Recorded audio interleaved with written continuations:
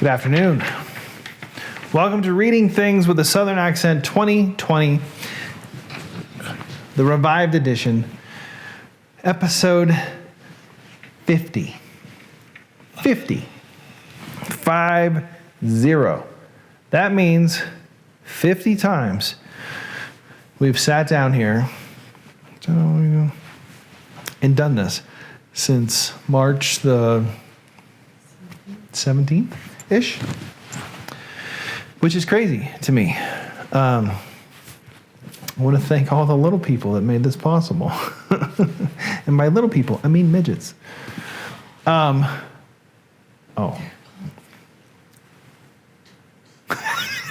getting a look for that one.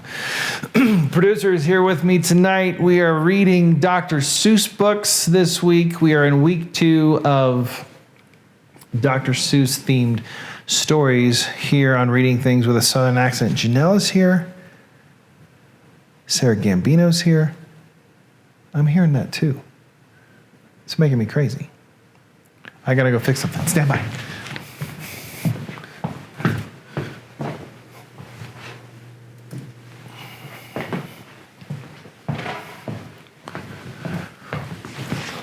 Good evening and welcome. I'm kidding. We were getting a little feedback over there, so I had to fix that. Tonight's story comes from another one of those. You're watching in the car. Please do not wreck the car. It's another one of those Dr. Seuss books that I had never heard of before. It is called Give me that. Yeah. It's the Butter Battle Book. And at first glance, I thought, well, this would be a perfect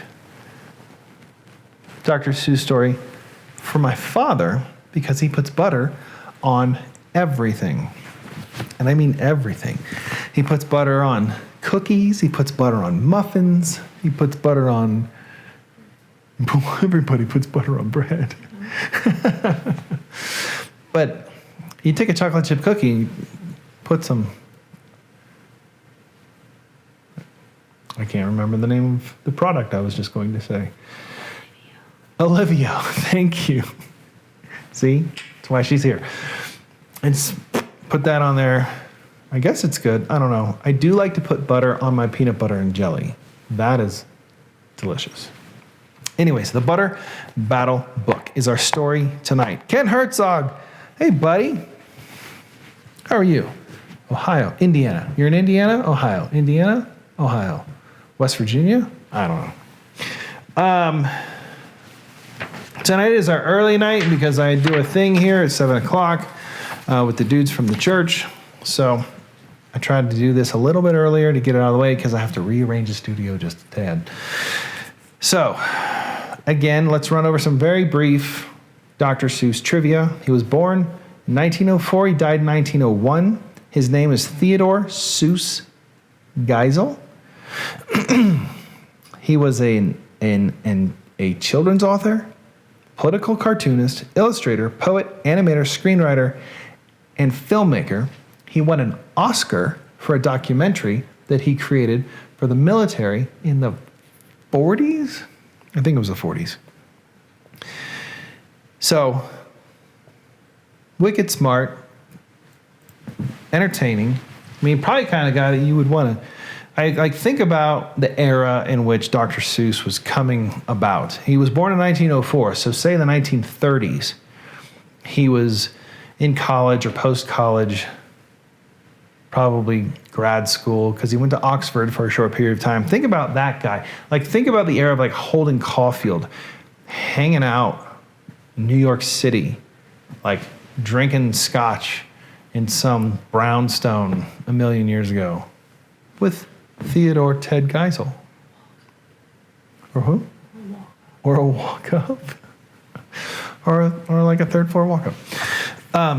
Anyways, that is our bit of Dr. Seuss trivia. Here's a bit about the book. The Butter Battle Book is a rhyming story written by Dr. Seuss. It was published on January 12th, 1984. So he was much older when he wrote this book. It is an anti-war story, specifically a parable about arms races in general, mutually assured destruction, and nuclear weapons in particular.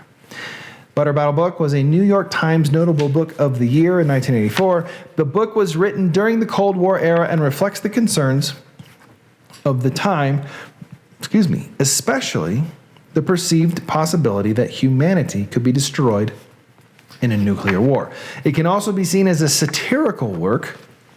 Yesterday we read Thidwick the Big-Hearted Moose. Thidwick the Big-Hearted Moose, which was also a Dr. Seuss story I had never read before.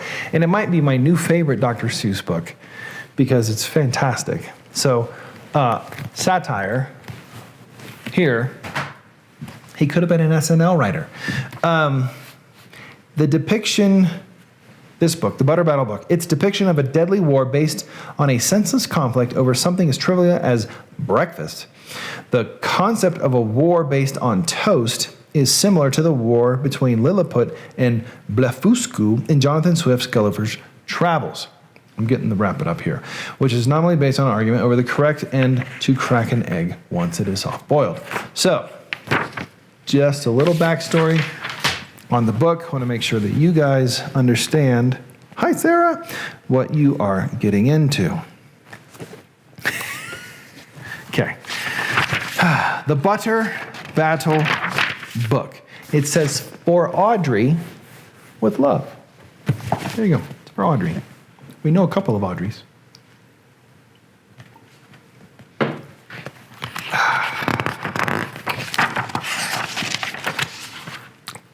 On the last day of summer, 10 hours before fall, my grandfather took me out to the wall. For a while, he stood silent. Then finally he said, with a very sad shake of his very old head, as you know, on this side of the wall, we are Yooks. And on the far other side of this wall lived the Zooks. Then my grandfather said, it's high time that you knew of the terribly horrible thing that Zooks do. In every Zook house, in every Zook town, every Zook, that's Z-O-O-K, just in case you were wondering, Zook eats his bread with the butter side down. Zook, okay. But we Ukes, as you know, when we breakfast or sup, spread our bread, Grandpa said, with the butter side up. That's right. That's the right honest way, Grandpa gritted his teeth. So you can't trust a Zook who spreads bread underneath. Every Zook must be watched, as he has kinks in his soul. That's why as a youth, I made watching my goal. Watching Zooks for the Zook. Watching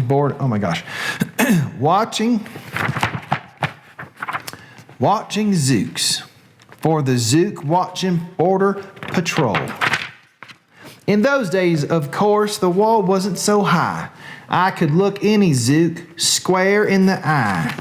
And if he dared to come close, I could give him a twitch with my tufted, prickly snickberry switch. For a while, that worked fine, and all the Zooks stayed away, and our country was safe. Then one terrible day, a very rude Zook by the name of Van Itch snuck up and slingshotted my snickberry switch. With my broken off switch and my head hung in shame, to the chief Yukaroo, in great sorrow I came. But our leader just smiled. He said, you're not to blame, and those Zooks will be sorry they started this game. We'll dress you up right in a fancier suit, and we'll give you a fancier slingshot to shoot. And he ordered the boys in the back room to figure how to build me some sort of triple sling jigger.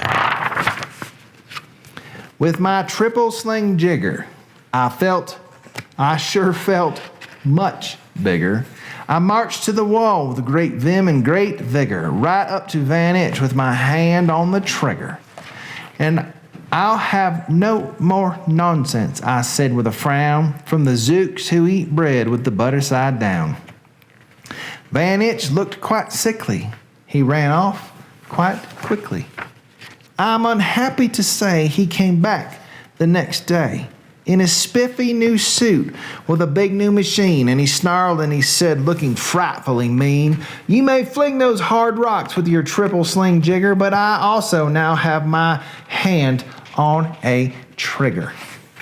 My wonderful weapon, the jigger rock snatch'em. We'll fling them right back just as quick as we catch 'em. We'll have no more nonsense, and we'll take no more gup from you ukes who eat bread with the butter side up." "I have failed, sir," I sobbed as I made my report to the chief chookaroo in the headquarters fort. He just laughed. "You've done nothing at all of the sort. Our slingshots have failed. That was old-fashioned stuff. Slingshots, my dear boy, are not modern enough. All we need is some newfangled kind of gun. My boys in the back room have already begun to think of a walloping whiz-zinger one. My bright boys are thinking they're on the right track. They'll think one up quick and will send you right back." They thought up a great one. They certainly did. They thought up a gun called the Kickapoo Kid, which they loaded with a powerful poo-a-doo powder and ants, eggs, and bees' legs and dried fried clam chowder. And they carefully trained a real smart dog named Daniel to serve as our country's first gun-toting spaniel. Then Daniel, the Kickapoo Spaniel, and I marched back toward the wall with our heads held up high while everyone cheered and their cheers filled up the sky. "Fight, fight for the butter side up, do or die." Well, we didn't do and we didn't quite die, but we sure did get worsted, poor Daniel and I. Van Itch was there too, and he said, "The old pig, the boys in my back room invented this rig. Called it the 8-nozzled elephant-toted Boom Blitz. It shoots high explosive sour cherry stone pits and will put your dumb Kickapoo Kid on the fritz." Poor Daniel and I were scared out of our wits. Once more by Van Itch I was bested and beat. Once again I limped home from the wall in defeat. I dragged and I sagged, and my spirits were low as I thought they could ever go, when I heard a boom-bah and a diddly-dill, and our butter-up band marched over the hill. The chief Ukaroo had sent them to meet me, along with the right side up song girls to greet me. They sang, "Oh, be faithful, believe in thy butter," and they lifted my spirits right out of the gutter. "My boy," smiled Chief Ukaroo, "we've just voted and made you a general. You've been promoted. Your pretty new uniform's ready. Get in it. The big war is coming. You're going to begin it. And what's more, this time, you are certain to win it. My boys in the back room have finally found how. Just wait till you see what they've puttered up now. In their great new machine, you'll fly over that wall and clobber those buttered-down zooks one and all." Those boys in the back room sure knew how to putter. They made me a thing called the utterly sputter, and I jumped aboard with all my heart aflutter, and I steered toward the land of the upside-down butter. Excuse me.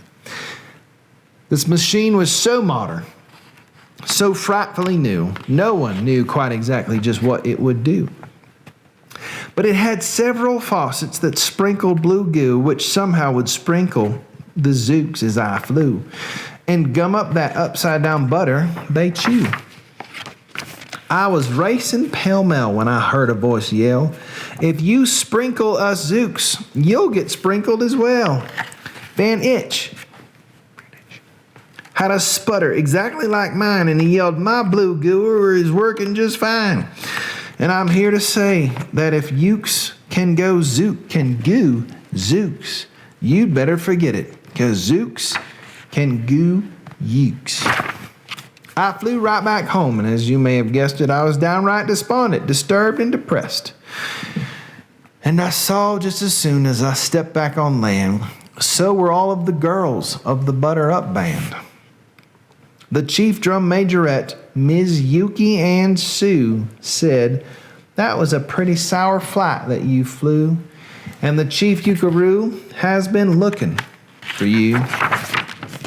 I raced to his office. The place was a sight. Have no fear, said the chief, everything is all right.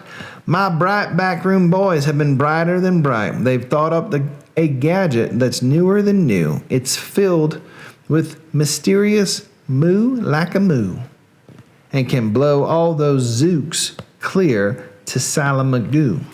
They've invented the Bitsy Big Boy Boomeroo. You just run to the wall like a nice little man. Drop this bomb on the Zooks as fast as you can. I've ordered all Ukes to stay safe underground while this Bitsy Big Boy Boomeroo is around. As I raced for that wall with the bomb in my hand, I noticed that every last Uke in our land was obeying our chief Yukaroo's grim command. They were all bravely marching with banners aflutter down a hole for their country and right side up butter. That's when grandfather found me. He grabbed me. He said, you should be down in that hole and you're up here instead. But perhaps this is all for the better somehow. You will see me make history right here and right now.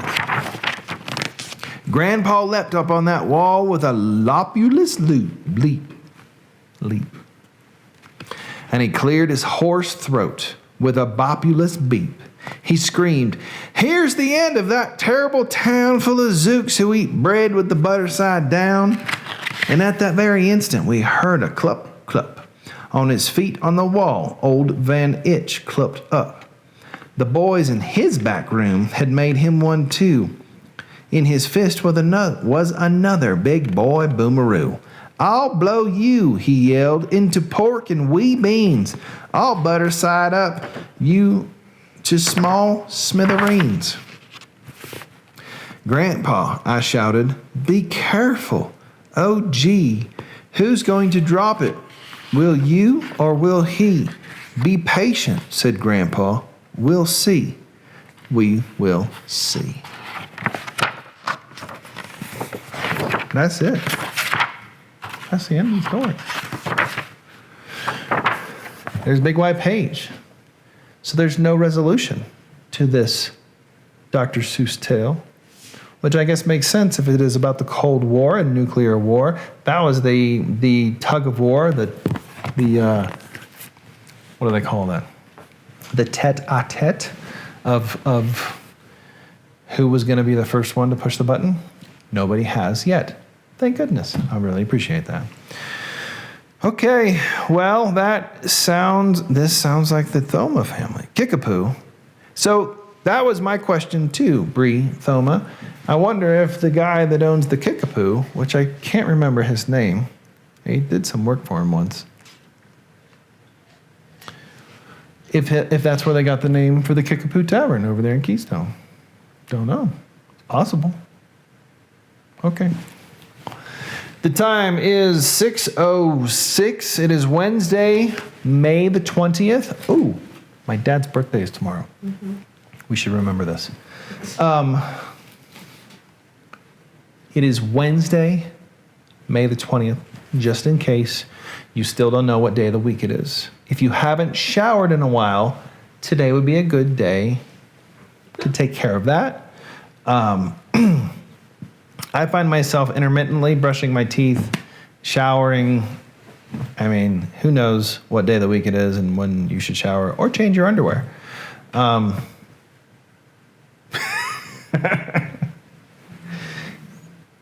apologize. That's going to do it for me tonight. Again, this is Reading Things with a Southern Accent, Reading Things with a Southern Accent, 2020, the revived edition, episode 50.